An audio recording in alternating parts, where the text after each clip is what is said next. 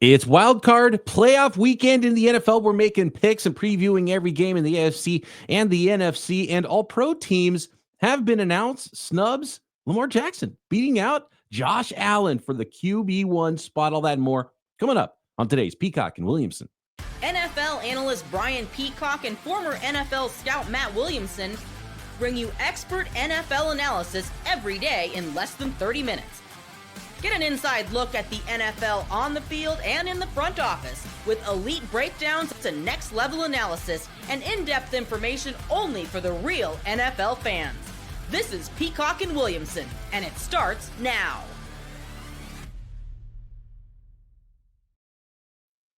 Welcome to the Peacock and Williamson NFL Show. Brian Peacock back in the saddle along with Matt Williamson. Thanks, everybody, for making us your first listen here on the Locked On Podcast Network, your team every day. Love and appreciate all the everydayers out there, and especially love and appreciate all the listeners that sent well wishes to me. I was out for the last couple of weeks. My father passed away after a long bout with cancer, and so I really do appreciate all the love from everybody out there, and especially I really appreciate you and Ross stepping in and taking care of things for me here with the podcast, so I could go be with my family and take care of some of that stuff as we make arrangements. And obviously, it's a tough time for me and my family, but it was nice to know that this part of my life was taken care of while I was gone. So, Matt, I really appreciate that. Well, Ross is a total rock star, and it was a blast doing podcasts with him. You've done podcasts with him before. He's awesome, but you were desperately missed, and glad you're doing all right, buddy. Let's roll, man. And the world doesn't stop. We got to dig into the playoffs, I guess. Huh? We got playoff games, and yeah, kind of refreshing look at some of these playoff games and teams as I kind of missed a lot of what happened in Week 18.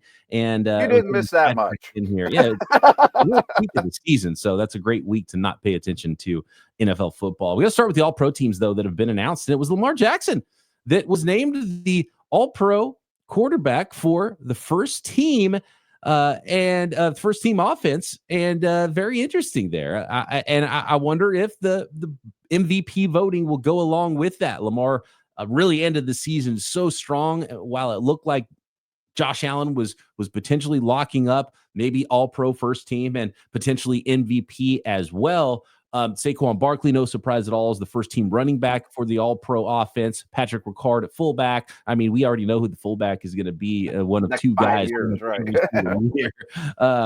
And Brock Bowers, rookie All-Pro first team tight end. You got Jamar Chase, Justin Jefferson, Amon-Ra St. Brown, familiar names there at wide receiver, Tristan Wirfs, Joe Thuney, Creed Humphrey, Quinn Miners, and Penei Sewell rounding out the rest of the offense on the offensive line. What do you think about the results from the first team offense? We had a rookie on there at tight end, one of the great rookie tight end seasons of all time with Brock Bowers. Big time. So I'm almost certain that the votes are cast for this at the exact same time as MVP, Rookie of the Year, et cetera, et cetera. It's after the regular season. Playoffs are not involved in these.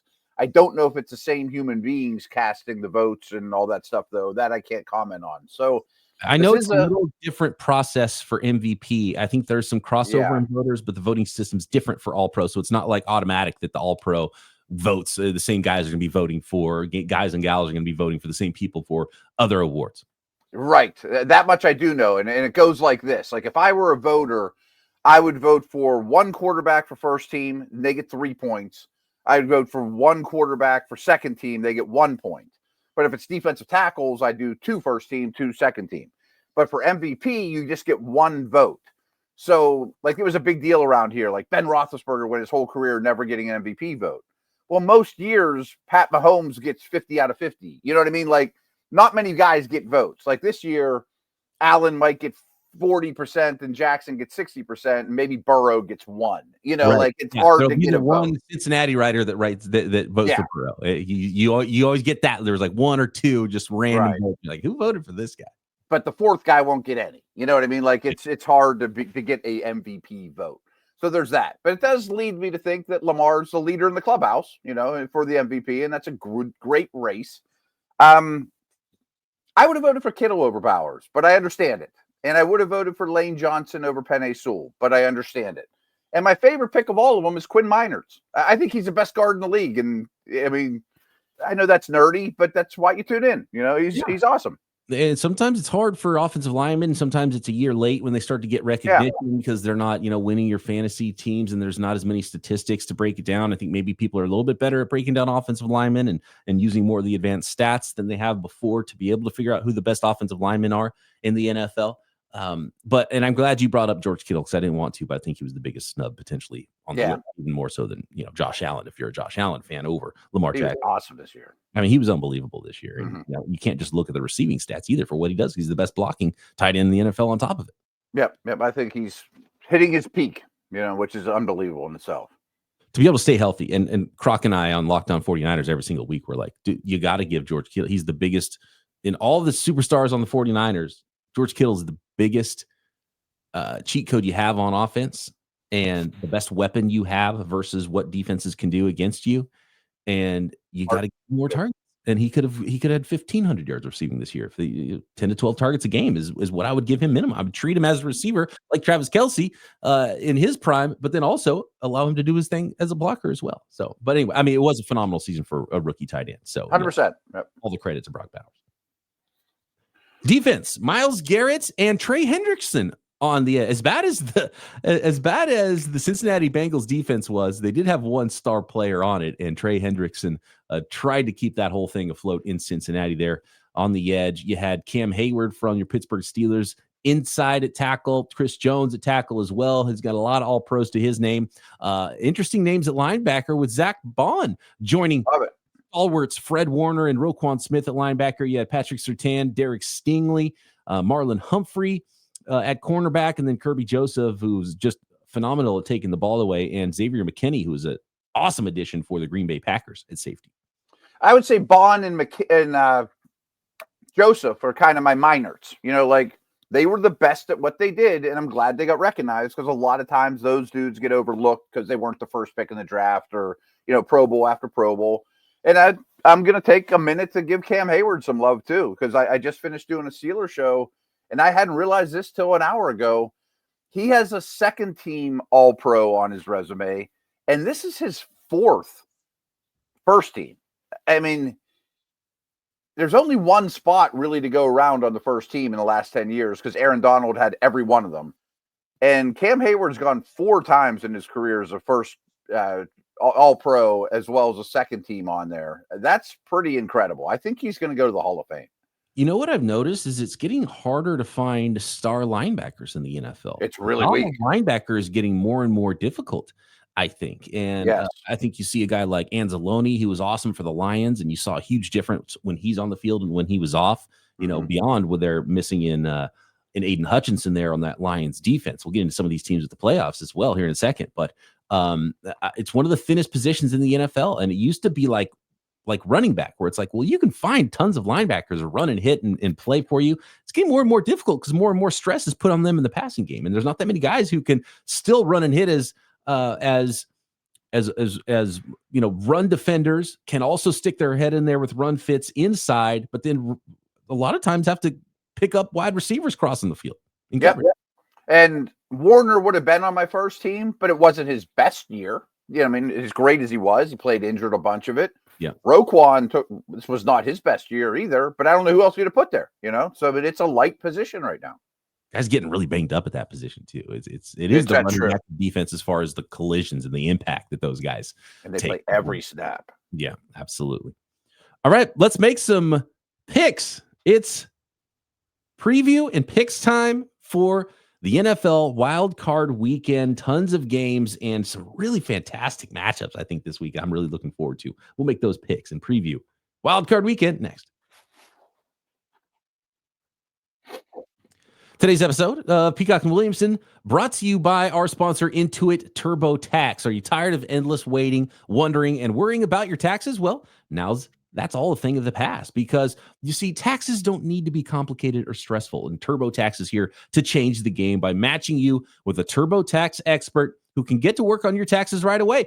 No more waiting for answers. No more wondering if you're missing out on deductions, whether you've got one form or 20. TurboTax experts give your taxes their undivided attention while you get real-time updates on their progress, so you can focus on what really matters.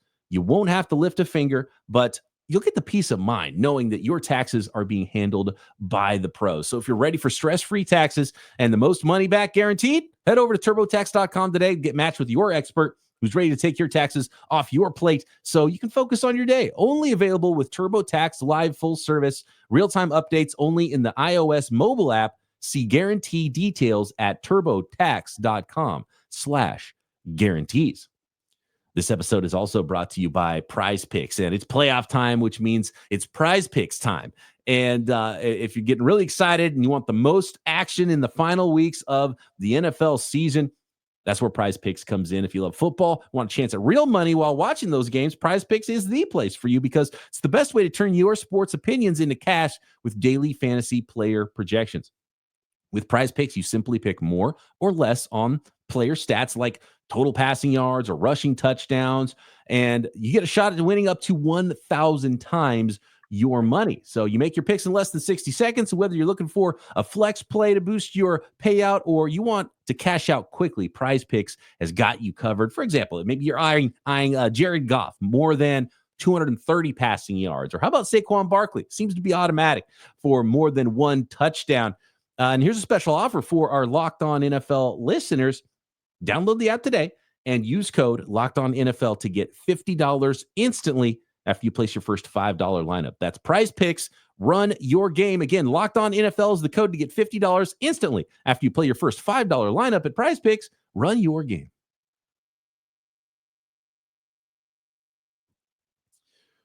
All right, here we go. Little Saturday playoff action, and this season's tournament starts Saturday with the Los Angeles Chargers. I almost called them San Diego. It's been a while since I did that. I am off my game. You're a little rusty. Yeah. Get back in the game. The Los Angeles Chargers. Luckily, this game not in Los Angeles. The Monday game in LA already moved to Arizona. More on that later. Los Angeles Chargers at the Houston Texans. Two very evenly matched AFC teams, in my opinion, and it is the road Chargers favored by 3 points, man. And Houston always gets this first game of the year or the playoffs early Saturday. They're the Ricky Henderson leadoff hitter of NFL playoffs all of a sudden. Yeah, every time. I'm torn. I think this is a good spread because I do think Houston is good at corner. They have pass rushers. I like their defense. Well-coached group on that ball. They fly around. But, boy, they're short on weapons besides Nico Collins right now. And I don't think their O-line stuff and protection issues and schematic stuff is getting all that fixed. And I think Harbaugh and that defense can take advantage of it, and Mack and Bosa, and just a really physical defense. I would imagine they put two guys on Nico over and over and over. And McConkey's really the only big-time weapon, though, on the other side. And he's been great, but that's some tough matchups as well. So I don't see a ton of points here. So I think the spread is a good one. I think I'm just going to take the Chargers, though, but I don't feel real strong about it. I am going to take the home points, Texans, playoff atmosphere here. And I'll tell you why. And I totally agree. I think this could, on paper, it's looking like a grinded out affair. Probably going under on the 42.5 points here. I think these two teams match up really closely, which is why it's going to be such a good game. And then there's a bunch of those on the slate.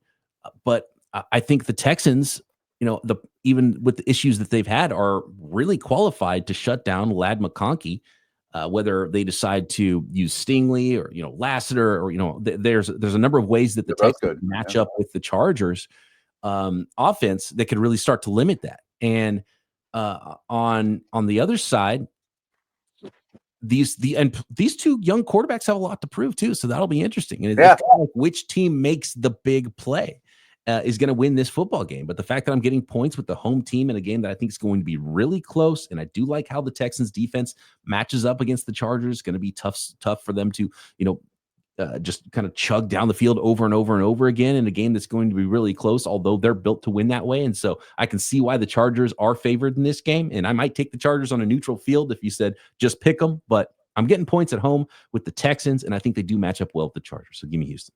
All right. The second game, I can't wait to hear what you think about this one because I was I go on and on. And we didn't get much of a chance to talk about the egg that the Steelers laid against the Baltimore Ravens the last time they showed up. This wasn't your standard AFC North. These teams are so familiar and they've always played each other close. This was a big brother, little brother situation the last time these two teams played. And that's why you see a line of 9.5 with the home Ravens, the biggest line of the weekend. And that's a really big playoff line, 9.5 points that the Ravens are favored over those Steelers in their third matchup this year, Matt. And boy, I go on and on. I mean, I did 30 segments on this game, 20-minute segments basically, because we didn't want to spend too much time on, Steelers getting beat by the Bengals. So I've talked this thing to death. Seen this game 3 times in a very short stretch. The first matchup was late in the year. So obvious familiarity. I've been making the joke that Harbaugh, he wins that game on Saturday, first game of the Week 18 slate. Okay, we win the division. What's your reward? Well, you're either going to get Tomlin or your brother. Who the heck knows me better than those two? You have to square off against, brother or Tomlin. And I do think the familiarity is big. And I definitely have black and gold colored glasses on a little bit because as the week went on, I kept leaning more and more Pittsburgh. And yes, the Ravens beat them pretty bad last time, but it was a tie game late into the third quarter before Henry just bust out. And they didn't have Pickens. They had 4 starters out on defense, including losing Joey Porter throughout the game, early in the game. I picked this game, Ravens 20, Steelers 17. I think the line is way too high. The Steelers have advantages on special teams, penalties, and turnover margin, typical Steeler-Ravens stuff. And Zay Flowers being out is massive to me because for this reason. I think Porter is going to go on Bateman, and they're just going to play their own game. And Minka and Elliott, who is out in this game, are going to go against the tight ends, and they're going to stack the box and do everything they can to make life tough on Henry. But I just don't know where the Steeler offense comes from. That's my sticking point, and that's why I think they lose. Right. And that's where I'm at too. I don't know if they have enough points. And I was thoroughly disappointed by the Steelers late in the season, especially against the Baltimore Ravens. So I know it's a lot of points. I'm going to give up the points and take the Ravens. I like the Ravens to potentially win big here. But all eyes are going to be on Lamar Jackson because as awesome as he's been, bit of pressure on him. MVP, he has to do it in the playoffs. And that's just it's what people are going to say about him. And you can't go in and lay an egg and lose a game here to the Pittsburgh Steelers in the wild card round, your first team All-Pro MVP. That would ruin his whole year. That's enough. One game. His numbers are ridiculous because we already know how good of a runner Lamar Jackson is, but he's become such an amazing passer, and he keeps getting better every year. 4,000 yards, 41 touchdowns to 4 interceptions. It's ridiculous what Lamar Jackson's doing out there. But it's so helpful to have Derrick Henry, who, has been phenomenal. And can they continue to lean on the Steelers defense and then break it open late again? Can Lamar make enough plays if the Steelers are able to slow down Henry early in that game? It's definitely what I'm going to be watching about. And I'm still going to take the Ravens, and I believe in Lamar, and maybe he'll get that playoff monkey off his back with a big game here against the Steelers. There's a chance they blow the Steelers out. There absolutely is. But just, I don't know, being around the facility, and I kind of feel like the Steelers have no pressure at all at this point. Everyone's counting us for dead. They kind of thrive in that environment where the Ravens could be a little tight, and Harbaugh often is against the Steelers. But I know that I'm looking at this through black and gold colored glasses. And to be clear, you're not calling a Steelers upset. You're just there's too many points. I just think 9.5 in this game is bonkers. Yeah. I was just listening to the Athletics podcast, and I forget if it was Robert Mays or his co-host said, if Duck Hodges was a quarterback, I'm not giving 9.5. It's just. But maybe that's maybe I should throw out the results from earlier this year. But it's lingering in my mind that the Steelers looked awful against the Ravens, and the Ravens just look like I think Baltimore looks incredible right now. There's another big one. The Buffalo Bills finishing up the AFC side of things here with the Sunday morning game. It is the Bills favored by 9 points hosting the Denver Broncos. And I think this is a sneaky good matchup with how these two teams match up, Matt. I don't love Nix and Daniels in their first playoff game as rookies. History's not kind to those guys. And we'll get to the other one in a minute. But I don't think the Bills roll on this one. I have great respect for the Denver defense. I think they'll pressure Allen. I don't know that they'll turn him over or shut him down. Absolutely not. But whoever's on Surtain isn't getting the football. I think that Denver aggressiveness and pass rush is legit. Now, I wish that Denver ran the ball better because we know Buffalo wants to live in nickel and they're kind of a smaller speed type defense. But my man Quinn Miners can pave the way, and I'm sure they'll screen him to death. And Mims is coming on, and I think they keep it close. I want the points, but Buffalo wins. I'm going to take my third home team here in the AFC and the favorite, and give up all 9 points here because playoff Josh Allen has been vintage Josh Allen in most seasons. He's been a really good playoff player.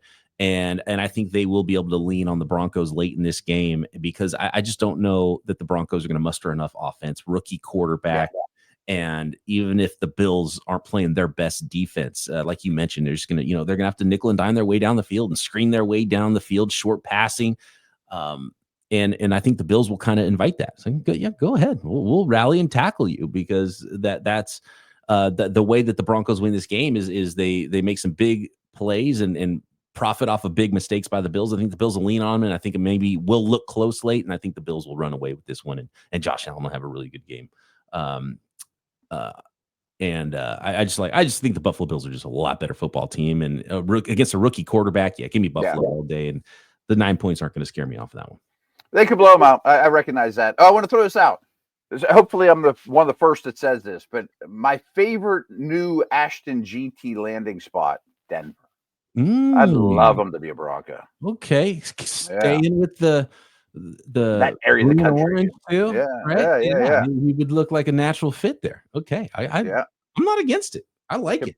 It could be his Kamara, Yeah, exactly. Okay, interesting. This is a good one. They might have to move up for that, depending on where they end up going. But they lose this game, they might be 20, 21 in the draft. Right? That's striking distance. Striking distance for a running back for sure. All right, next let's get to the NFC side of things. Sunday and Monday night football next.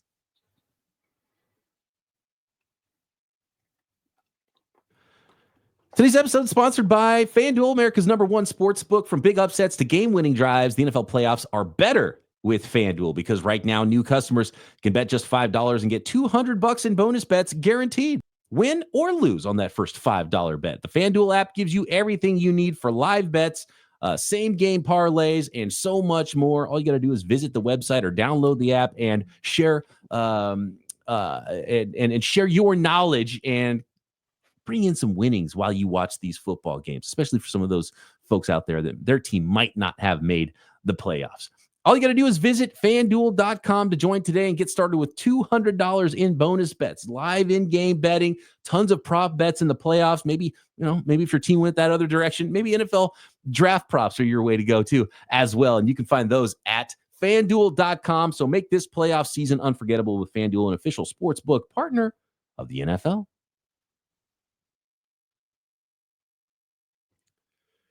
All right, here we go. NFC side of things. Let's get to Sunday afternoon. It is the Green Bay Packers at the Philadelphia Eagles. Philly at home, favored by 5.5. So both quarterbacks, right when we hit record, are now officially cleared. They're ready to rock. Love's worries me. They both kind of still worry me, though.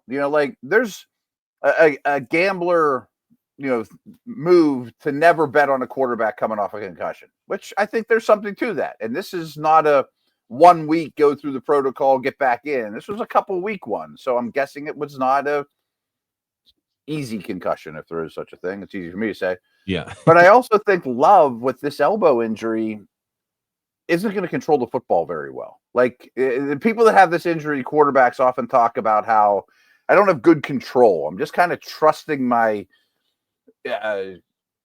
muscle memory to throw an out route, and I just don't feel it the same. I don't hold the ball the same on the mound, that type of thing.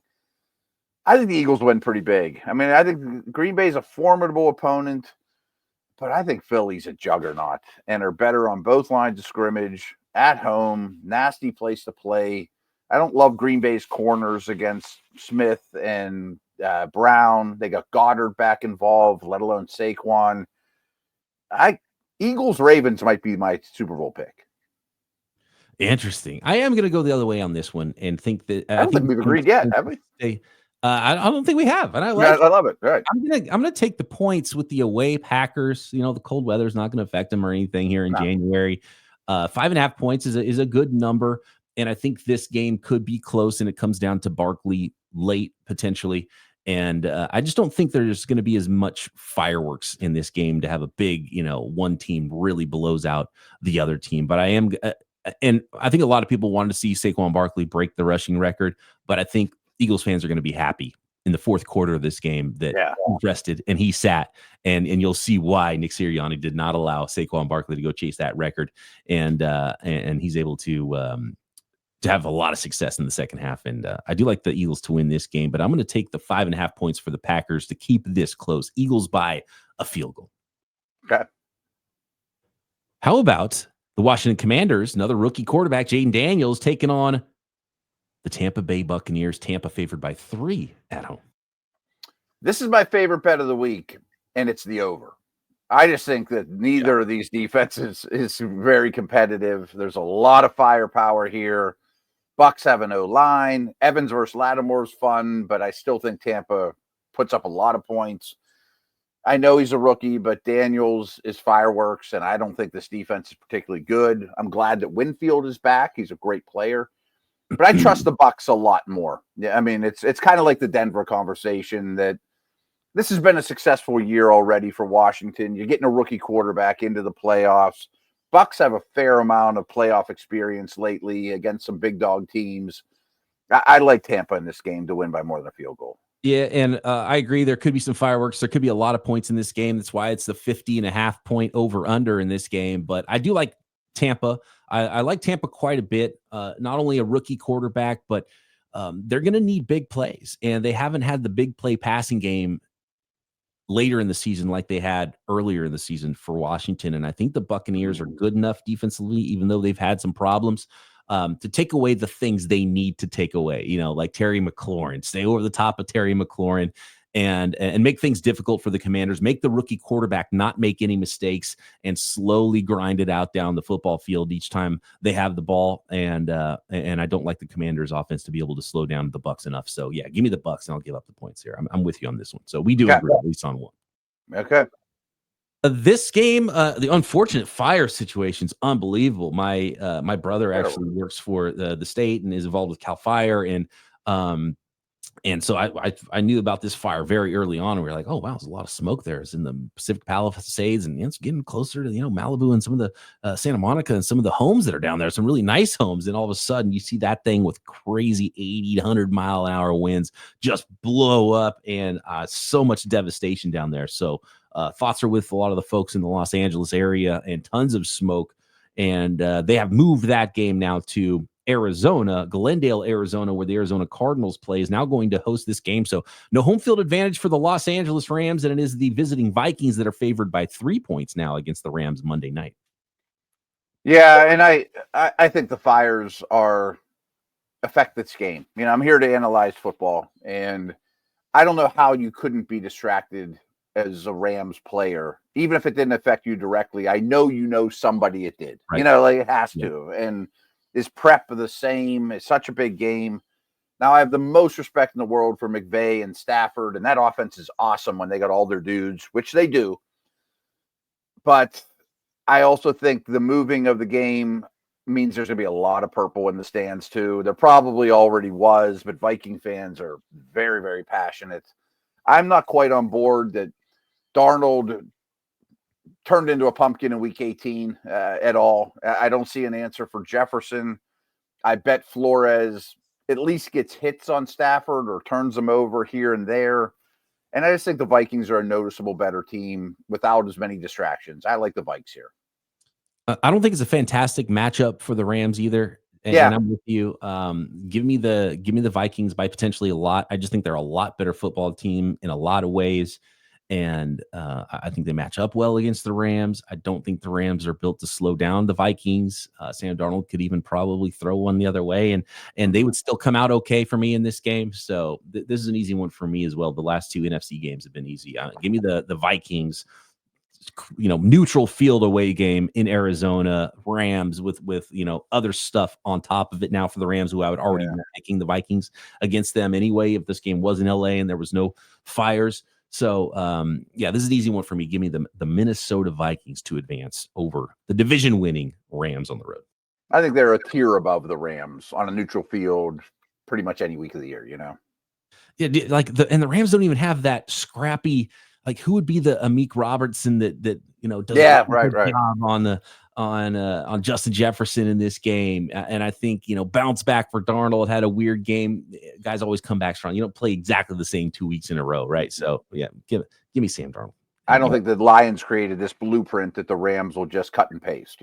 Yes, absolutely. I will say, familiar coaches though, and Sean McVay, that matters. Does the apprentice become the master in this game? Because O'Connell's done a phenomenal job coaching, but did McVay teach him everything? McVay taught, what's the saying? So McVay taught O'Connell everything O'Connell knows, but he didn't teach him everything McVay knows. Exactly. All right, hold a little something out for the apprentice, and it's a big. I have more and more respect for McVay every day. I mean, besides Reed, I think he might be the best coach in the league, and his team totally sat in week 18 where the Vikings played their hardest game of the year, Yeah. I'm so O'Connell's been in the room with McVay more, putting those game plans together. So maybe he knows more about how McVay's trying to put his game plan together versus where O'Connell is now with his team and how he operates. So maybe it's not an advantage. Maybe advantage O'Connell in that case too, potentially. Anyway, I think better players. There we go. Wild card weekend. It's going to be a whole lot of fun. Matt and I, of course, back on Monday to break down the games that are finished from Saturday and Sunday. And of course, there's coaching carousels and tons of news around the league this time of the year, but we will be covering. We'll be looking at draft stuff as well as we go forward here. So make sure to stay tuned, subscribe on YouTube or wherever you get your podcasts. And Matt and I back Monday right here. Peacock and Williamson.